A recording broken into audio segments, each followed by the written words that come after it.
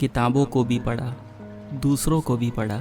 किसी शायर ने बहुत खूब लिखा है, सारी उम्र लगा दी हमने दूसरों को पढ़ते पढ़ते, सारी उम्र लगा दी हमने दूसरों को पढ़ते पढ़ते। इतने वक्त में अगर खुद को तराशा होता तो हीरा बन गए होते। आज जीवन के इस पड़ाव में मुझे लगता है कि सबसे बड़ा अनपढ़ वो है जिसने खुद को नहीं पढ़ा। फ़कीर बुल्ले शाह जी ने बखूबी लिखा है कि पढ़ पढ़ इल्म हज़ार किताबां, पढ़ पढ़ इल्म हज़ार किताबां, कदे अपने आप नूं पढ़िया नहीं। जा जा वड़दा है मंदिर मसीदी, कदे अपने मन विच वड़िया नहीं। ਐਵੇਂ ਲੜਦਾ ਹੈ ਸ਼ੈਤਾਨ ਦੇ ਨਾਲ ਬੰਦਿਆ, ਐਵੇਂ ਲੜਦਾ ਹੈ ਸ਼ੈਤਾਨ ਦੇ ਨਾਲ ਬੰਦਿਆ, ਕਦੇ ਨਫਸ ਆਪਣੇ ਨਾਲ ਲੜਿਆ ਨਹੀਂ। ਆਖੇ ਪੀਰ ਬੁੱਲੇ ਸ਼ਾਹ, ਆਖੇ ਪੀਰ ਬੁੱਲੇ ਸ਼ਾਹ, ਅਸਮਾਨੀ ਉੜਦੀਆਂ ਫੜਦਾ ਹੈ, ਜਿਹੜਾ ਮਨ ਵਿੱਚ ਵਸਦਾ ਹੈ ਉਹਨੂੰ ਕਦੇ ਫੜਿਆ ਨਹੀਂ। ਜਿਹੜਾ ਮਨ ਵਿੱਚ ਵਸਦਾ ਹੈ ਉਹਨੂੰ ਕਦੇ ਫੜਿਆ ਨਹੀਂ। I believe we are living in the era of information overload। आज हमें एक दिन में इतनी इन्फॉर्मेशन मिल जाती है थ्रू वेरियस मीडिया, शायद इतनी हमारे ग्रैंड पेरेंट्स को पूरी ज़िंदगी में ना मिलती हो। जहाँ इन्फॉर्मेशन का ओवरलोड हो चुका है वहाँ अटेंशन का डेफिसिट हो गया है।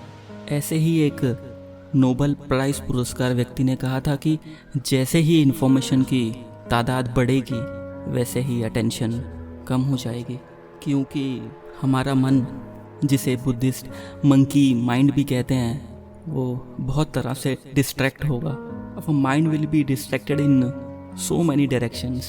और इस पूरी चीज़ में जो हमारे जीवन का सबसे इम्पोर्टेंट रिलेशनशिप है वो सफ़र कर रहा है, and that relationship is relationship with ourselves. खुद के बारे में ना किसी पीर से पूछो ना फ़कीर से पूछो, खुद के बारे में ना किसी पीर से पूछो ना फ़कीर से पूछो, बस कुछ देर आंखें बंद करके अपने ज़मीर से पूछो। यानी कि मोस्ट इम्पॉर्टेंट है कि अपने ज़मीर से बात करना। और क्योंकि आज के समय में हमें खुद के ज़मीर से बात करने का समय नहीं मिल रहा, क्योंकि हमें इंस्टाग्राम पे, फेसबुक पे दूसरों की फ़ोटो भी लाइक करनी है, और यस, अपना ओपिनियन भी तो देना है ट्विटर पर, वो भी मायने रखता है आज। और ये सब भागदौड़ में हमारा रिलेशनशिप कॉम्प्रोमाइज़ हो रहा है, relationship with ourselves. This is the price of modern life, this is the price of technology. और हमारा एजुकेशन सिस्टम भी किताबें पढ़ने वाले को ज़्यादा इंटेलिजेंट समझ रहा है, पर ऐसा हमेशा नहीं था।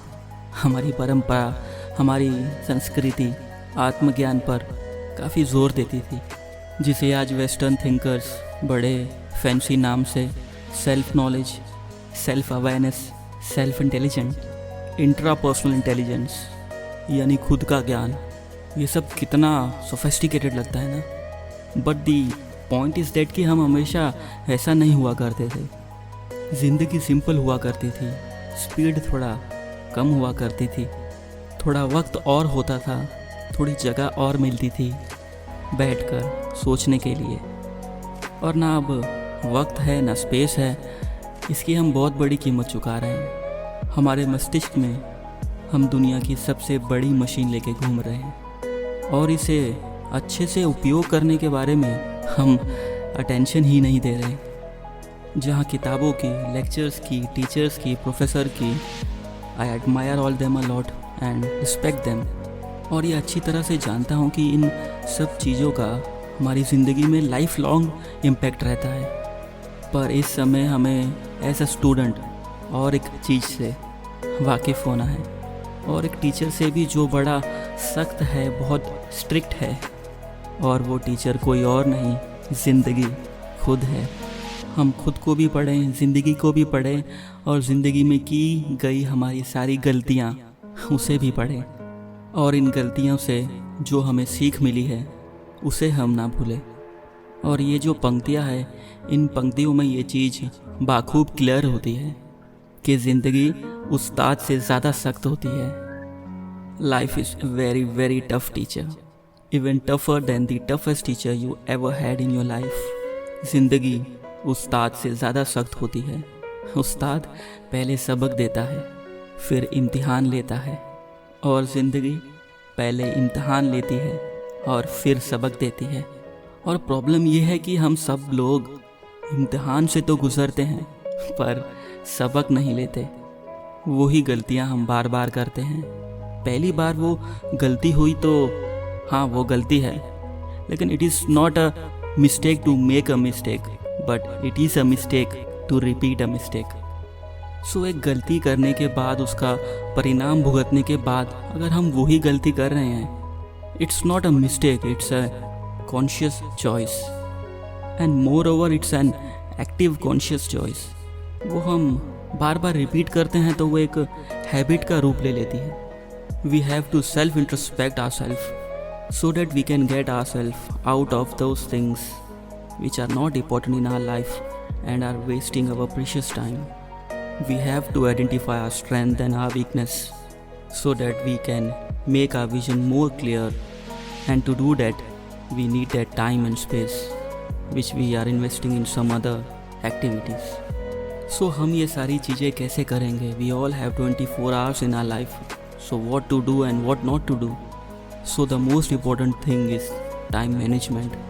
Ask yourself, how many times in a day have you put your phone on an airplane mode so that it may not distract you? The answer will be no. The last time you might have put your phone in an airplane mode might be when you are on a plane. So this is the small exercise to introspect yourself कि आपका जो समय है वो कहाँ जा रहा है. Treat your time very important as you treat other things.